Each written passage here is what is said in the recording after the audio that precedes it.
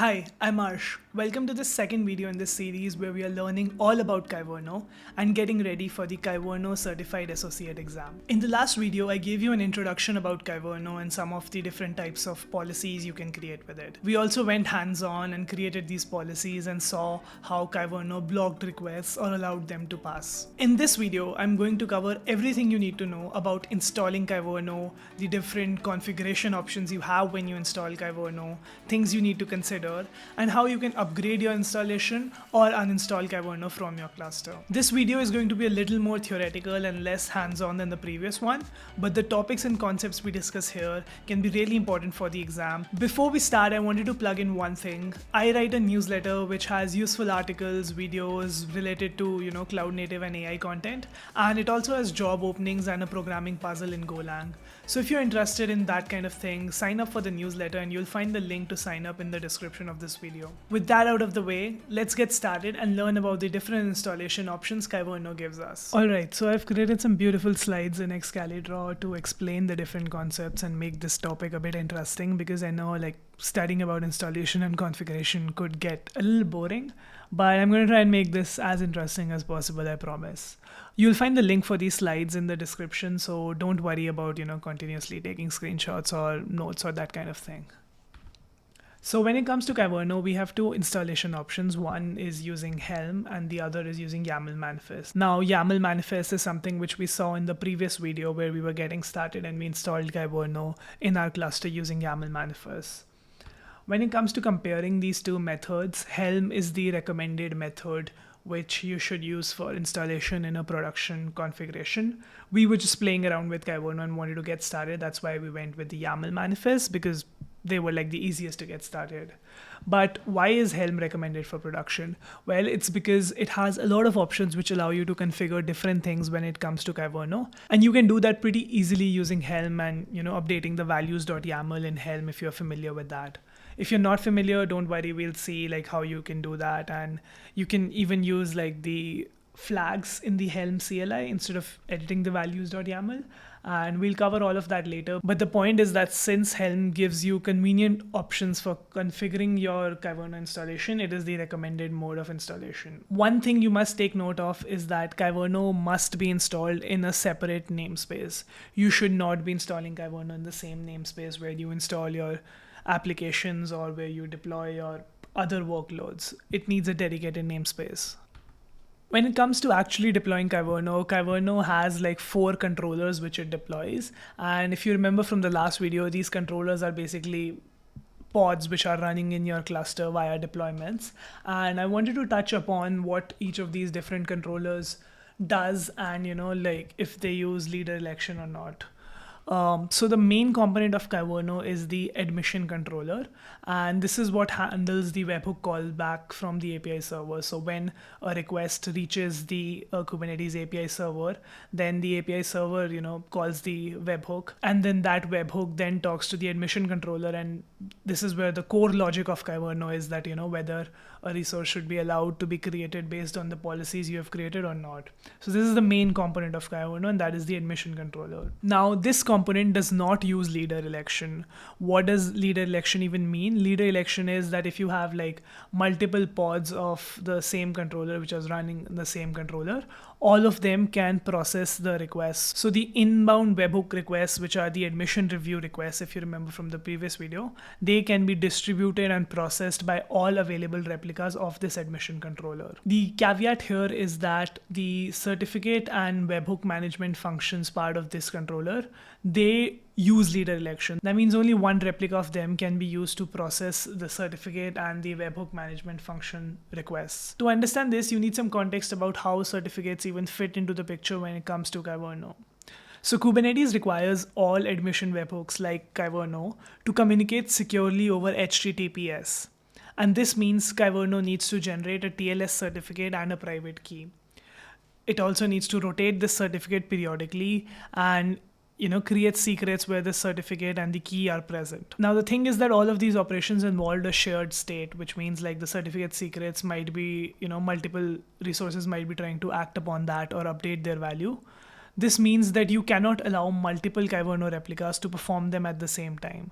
This is why leader election is needed, and this is why leader election ensures that only one Kyverno pod is in charge of managing these certificates instead of all available replicas. The same is true for webhook configurations as well.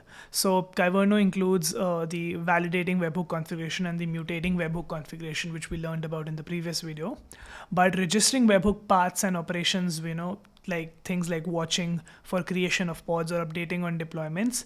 These things also involve cluster-wide shared resources that must not be touched by multiple Kyverno replicas simultaneously. So again, leader election ensures that only one Kyverno pod manages these. Now, if this is getting confusing, don't worry too much about it, because in this video itself, we have a section on certificates where we learn about how Kyverno takes care of certificates and all that stuff.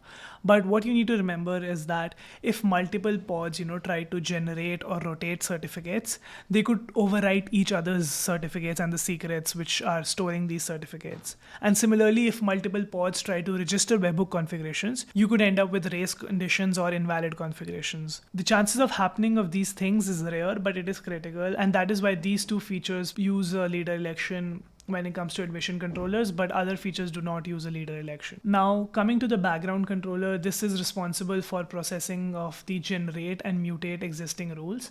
We saw a look at what the generate rules are, and mutate existing rules we'll cover in detail in a future video. But what you need to understand is that this controller uses leader election. So out of the number of replicas it has, there is some logic which we won't be getting into, but it will pick one of those replicas, and those replicas will handle reports and processing at any given time, instead of all replicas, being responsible and, getting the load and distributing the load. So report controller logs what happened into the reports, which you can view later, which are basically the policy reports. These are something which we have not covered so far. But basically, Kyverno generates reports based on what resources were allowed to enter, what resources were denied, and this is all the duty of the reports controller. This also uses leader election. The cleanup controller is responsible for cleaning up of policies, and again, this also does not use leader election except for the certificate and webhook management functions which we talked about in the admission controller. Now, it's also important to understand that Kyverno is an open source project, so we need to know what is the support policy for this. So Kyverno has an N-2 support policy, which I think is the same as Kubernetes. And what this means is that the current release, so if the current release is, let's say 1.33, that's for Kubernetes, but let's assume for Kyverno that is the current release as well. So the current release and the previous two minor versions, so 1.32 and 1.31, would be supported by the maintainers of the open source project. So you can expect all vulnerabilities, if they get found later, to be patched in those versions, but versions beyond that will not receive updates or security updates and that kind of thing. The next thing we need to learn about is the fail close mode, which is the default setting when you install Kyverno. So what this means is that, as a user, when you create an object, it goes to the API server talks with Kyverno, and then if Kyverno gives a response, the object gets created. The fail closed mode means that if the API server cannot reach Kyverno in its attempt to send an admission review request, then the request will fail. That means if API server is not able to talk to Kyverno and you have a policy which is acting on pods, because the policy cannot be evaluated, the request to create that pod will fail. Even if, your pod might be passing the condition which you have set in the policy, but just because the API server could not talk to Kyverno, it would fail that request. So this is the default setting when you install Kyverno. Now let's talk about some common things you need to, take care of when you are installing Kyverno. So first of all, you have to ensure that Kyverno pods are always available, and this is because of the thing we just discussed, which is the fail close mode, which means that if Kyverno pods are not available, then all the resources you try to create, whether they are allowed or not, they will fail. So you always should ensure that you have replicas, multiple replicas for your Kyverno pods, which is known as high availability. Then the next thing is, it is important, and it is also the default behavior, to exclude namespaces like the Kyverno namespace and the kube system namespace. Now this is important because if you have Kyverno acting on the same namespace or a critical namespace like kube system, and if things go wrong and if you have to reset something, then you might not be able to do that easily because Kyverno policies would be acting in place. So let's say something in your kube system namespace went wrong and now you have to fix it, but you have Kyverno acting on that namespace and on the resources and all the fixes you're trying to do in that namespace. So that might block you trying to fix that namespace. And the same is true for Kyverno's own namespace. So if something in Kyverno fails and you're trying to take care of it, but other parts of Kyverno are working, then they might interfere with your attempts to fix this namespace because Kyverno is still active. So that's why it's important to, and it's also the default behavior, to exclude these two namespaces. But the thing is that when you start excluding namespaces like this, you are kind of compromising on the security aspect. And this is where the discussion between security and operability comes into picture. And you need to pick between one of these based on what is a priority for your installation of Kyverno. So if you want a very secure installation, that means you want to monitor all namespaces for all the policies you've set, then that means you will not exclude namespaces like the Kyverno namespace and system namespaces like kubesystem.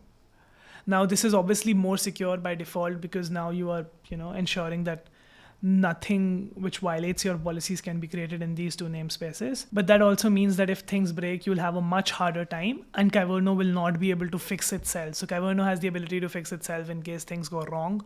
But in case you have Kyverno acting on the same namespace where it's installed, then you might have to, manually intervene to fix things if they break. The other approach is operability, and this means excluding the system namespaces and the Kyverno namespaces. In this case, it'll be much easier for you to recover things or, make things go back to as they were in case things start failing, because Kyverno itself has inbuilt healing mechanisms and similarly other Kubernetes resources. And Kubernetes itself has the ability to take care of things when things start going wrong.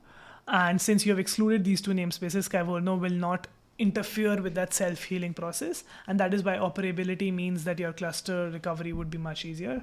But then you will need other methods to secure these two namespaces. So you can use RBAC to, give permissions on who should be able to create resources and what kind of resources in these two namespaces. So you won't have Kyverno acting on these namespaces. That means your policies will not be followed and you'll have to rely on other methods than RBAC. So at the end of the day, it's a choice, and it's a choice you have to make between choosing a very secure by default installation, which is harder to recover in case things go wrong, versus a more functional and easier to recover installation where you'll have to spend some time securing, namespaces like Kyverno and the kubesystem namespace. All right, so we have understood the things you need to consider when you are going to be installing Kyverno, but now let's get to actually installing this and seeing how things look. In the previous video, we saw how to do this with the YAML manifest. So in this one, I'm going to be focusing on Helm. So the first thing you need to do when you want to install Kyverno is, first of all, add the repo which has the Kyverno Helm chart. So you can run Helm repo add Kyverno for that. After that, we just want to update to make sure that we have like the latest changes, and we do. And finally, we run the Helm install command. So this command will install the Kyverno chart and it will name the installation Kyverno. It will install Kyverno in the Kyverno namespace. And since this namespace does not exist on my cluster already, I also pass this flag which will, make Helm create this namespace. So let's run and wait for it to finish. All right, so you see that it is done finishing installation, and we already have this warning about high availability, but let's get to that in a second. The first thing I want to do is, first of all, just add an alias for kubectl so that I don't have to type kubectl again and again. But I want to get the namespaces and see that the Kyverno namespace was created. I want to get all the deployments in the Kyverno namespace and see what we have here. Sorry, I forgot to add the namespace name here.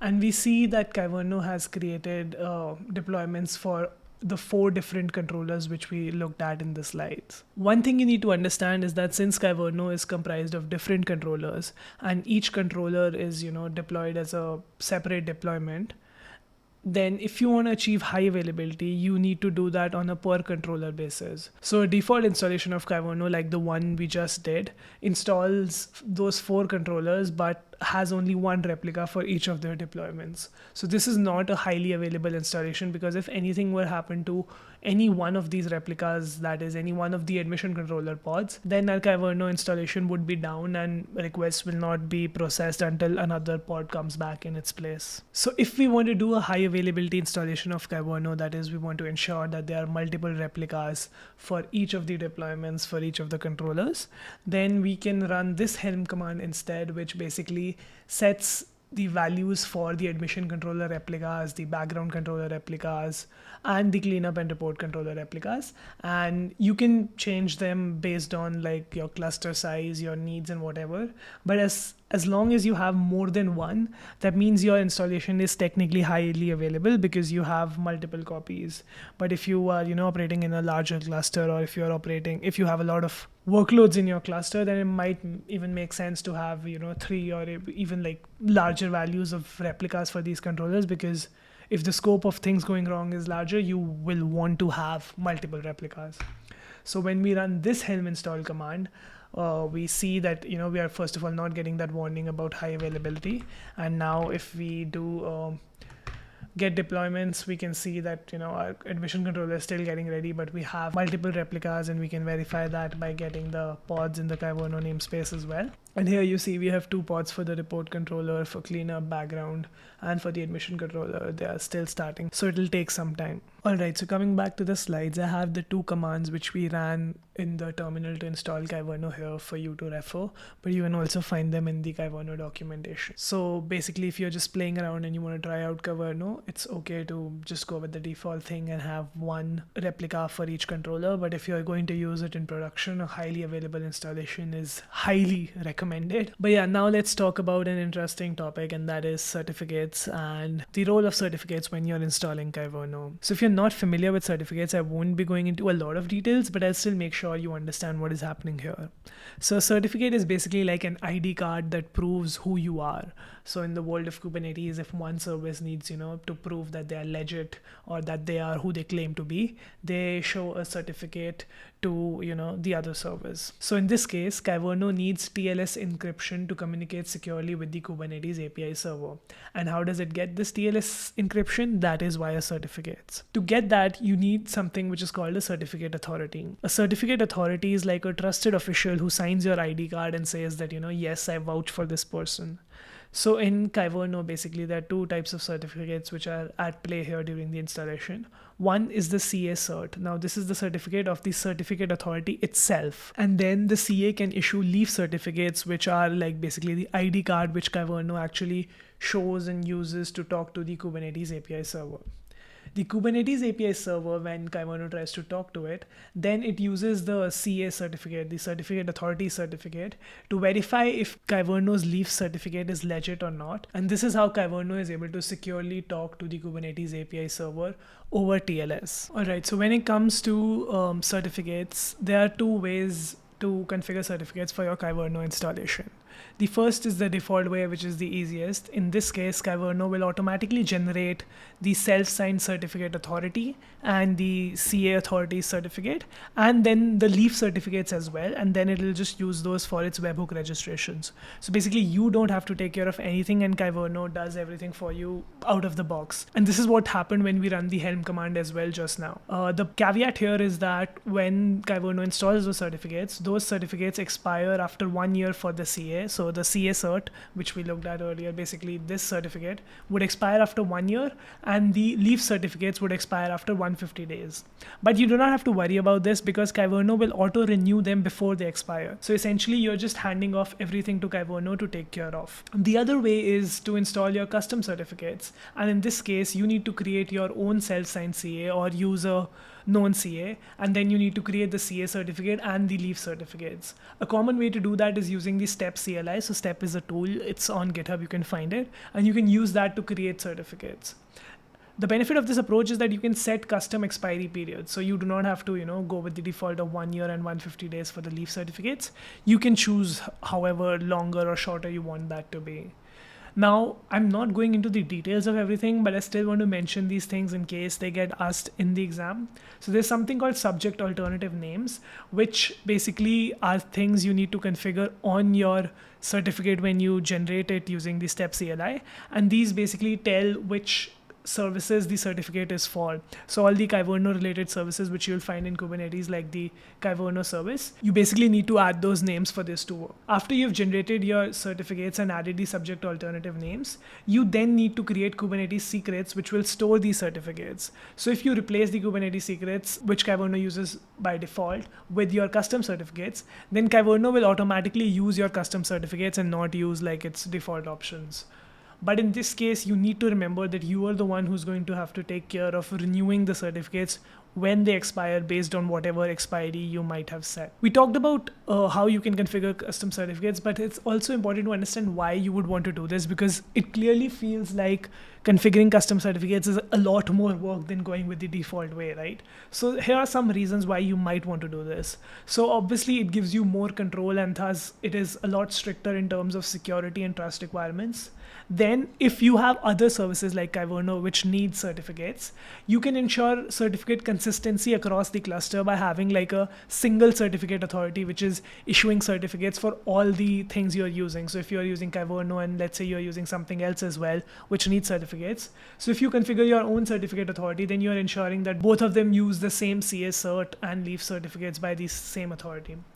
Then the next option is that you can, like we discussed, change the expiry period, so you could have longer lived certificates. This way also gives you control over the algorithm used to create those certificates. When you use the step CLI or some other way, you have a lot more option about, what algorithm you're using to create the certificate. And lastly, you are able to use external certificate management tools like Cert Manager is one popular option. So if you have that installed already in your cluster and you're using it to manage certificates, things become much more easier and might make sense to, just use custom certificates in that case. Okay, so let's talk about the next thing, which is something we did slightly cover in the previous video, and that is role-based access control. Kyverno uses RBAC to configure permissions for each of its controllers so that these controllers are able to access other resources. So in cases like when the controller needs, access to create pods or view pods or view certain resources, then it needs permissions, and Kyverno does that with the help of RBAC. But there might be cases where you need to give extra permissions to these controllers for specific use cases. And we saw this in the previous video where when we created our generate policy, that policy needed permissions to create a pod, and then we had to give it those permissions. And if you remember, we did that with the help of the role aggregation feature. And what the role aggregation feature basically means is that for each of these controllers, there is a role aggregation label. And if you create a cluster role and give it the permissions, let's say to create or delete pods, and on that cluster role you add this label, then Kubernetes will automatically take care of aggregating the rules you have defined in your cluster role into the main cluster role for that controller. So you will not have to create a cluster role binding. I hope all of this is making sense. If it does not, I would really recommend you go and understand how RBAC, cluster roles, and cluster role bindings in Kubernetes work. But long story short, what you need to understand is that Kyverno uses RBAC to configure permissions for its controllers. And whenever we need to add some extra permissions, we can use the cluster role aggregation feature and add the right label for whichever controller we want to give extra permissions to. Now let's learn how you can customize your Kyverno installation. So when you're installing Kyverno, it installs with a lot of default settings, and during installation itself, Kyverno gives you the option to change those settings. Now I won't be going into the detail of all those settings, but if you go to the Kyverno documentation in the installation customization section, you'll find there's a section called config map keys and container flags. So config map keys are things you can set in the Kyverno config map, and Kyverno watches for changes to this config map, and whenever it sees something, it applies that instead of its default values. Container flags, on the other hand, are flags which you can set for specific controllers, and here they have written which controller supports which flag. So for example, add directory header is supported by all controllers, whereas aggregate reports is specific to the reports controller, so it's supported only by that. So there are all these options which you can set. And if you remember at the start, we discussed why Helm is a better way to install Kyverno, and that's because instead of manually changing the config map or setting these flags, Helm allows you to set these values during the installation itself. So there's a values.yaml in Helm which you can use to set all of these things. Or if you remember, if we go back to the installation section here, you saw that we were using -- set. So you can use the same thing and specify individual values. But it's recommended that you use a values.yaml and set these files. So Kyverno already comes with a values.yaml, and you can modify these values and set them to your custom parameters. So for example, one thing is the webhooks key in the config map, which you can set to filter out namespaces for which Kyverno will not send admission review requests. So basically, if you're trying to create a resource in a particular namespace and you don't want Kyverno to act on it, you can specify that namespace in this section itself. And this is mentioned in the config map keys as well. You see webhooks, and webhook specifies the namespaces or object exclusion to configure by Kyverno. Basically means the namespaces where you do not want Kyverno to act on. And if you go to the values.yaml and if you search this key here, you'll see that it has exclude namespaces written as a comment as well. And then you can use the namespace selector and add namespaces where you don't want Kyverno to work. So just in the same way, you can read through the config map keys and see what you want to change and what is relevant for you, and same for the container flags. And then you can go to the values.yaml file, which is in the Kyverno GitHub repo. And here you can change all the settings which you read about here. And then when you applied your Helm chart, just specify this values.yaml file, and then you would have customized your installation instead of, going ahead with the default settings and values. Okay, so other than this webhooks key, which you can set in the config map, the other way to filter out requests is using match conditions. And you do this by creating a resource of the type cluster policy, and then you specify match conditions in its spec. Now, if you remember in the previous video, we specified when we were writing a mutate, generate, or validate policy, we specified which resources we wanted the policy to act on. And there also we had the option of, specifying that only apply this policy to this particular namespace. So you might be wondering that if we have that, why we are going through, the webhooks key here or the match conditions or even the next slide, which we're going to see. The idea is that these are all pre-checks, right? So what we saw in the previous video where we specified which namespaces we wanted the policy to act on, that is after Kyverno has decided to, send that request to that particular policy to make a decision. Whereas the match block and the match conditions and what we'll see next, all of them are before that step. This is important if you don't want Kyverno to spend compute on all requests which it receives, and this allows Kyverno to discard some of those requests if they don't match a criteria. So in this particular example, what we are doing is that we are excluding requests coming from system nodes, which are basically the kubelets, because kubelets generate a lot of traffic in terms of like status updates and all that, and you might want to ignore that because you don't want Kyverno to process that each time, because if it does, then it would just slow down your cluster and your installation. Similarly, there's another way called resource filters, and this is something which can be set in the config map. So if we go back to the values.yaml here, if we search for resource filters, you can see that you can set these kind of resource filters, and the format these resource filters follow are of the kind, then namespace and name. So basically you specify secret and then you say that all secrets in all namespaces, which regardless of their name. So these are things which would be ignored by Kyverno, so it would ignore all secrets.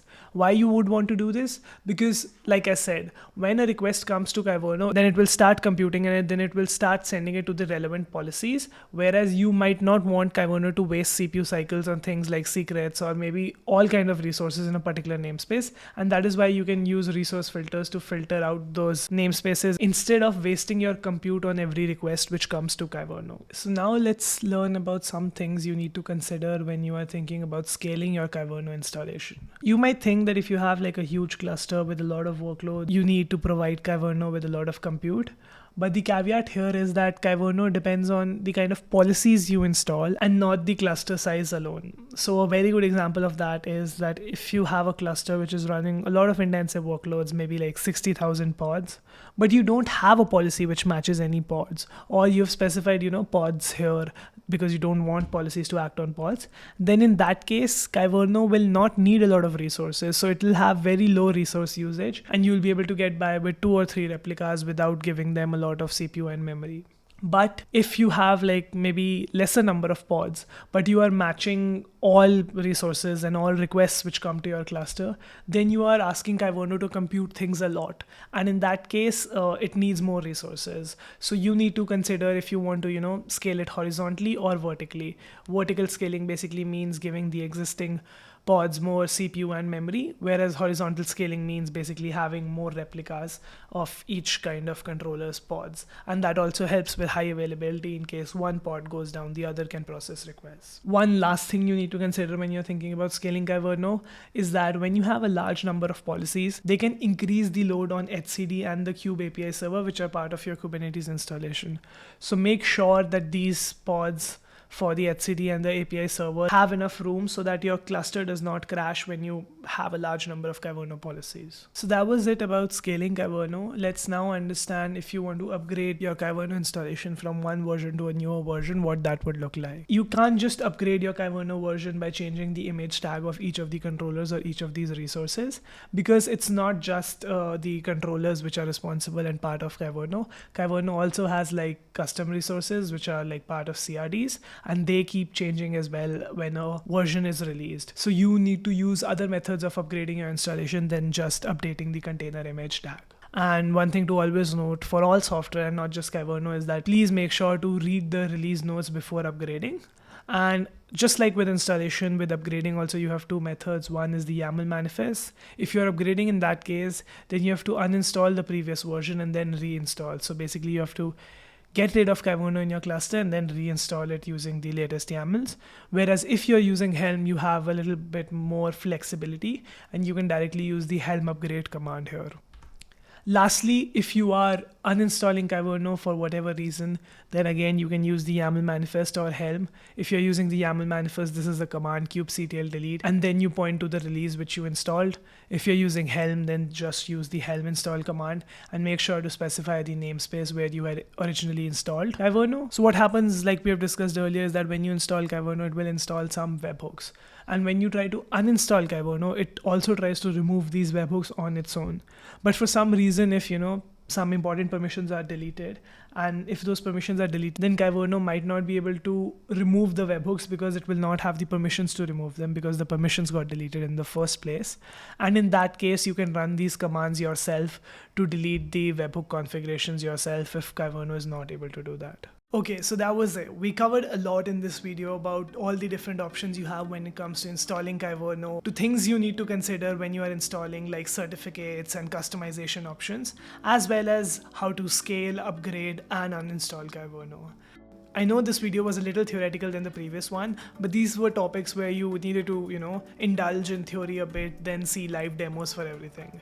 Don't worry though, the next videos are going to be very hands-on and very practical, because we are going to be learning about how to write policies, the different kinds of options you have when you're writing policies, and all the fun stuff you can do with Kyverno. If you like this video and want to stay updated when I post more content in this course or otherwise tutorials related to different things in cloud native and AI, then you can follow me on LinkedIn, or I'll even leave the sign up link for my newsletter in the description of this video. You should definitely check that out if you're interested in technical content of this kind. Thank you for watching, and I would really appreciate if you can share this video with other people in your network, because I'm trying to grow this channel and it'll really just encourage me to post more often and create more of these videos if I see people like them and if I see people share them. So thank you for watching, and I'll see you in the next video.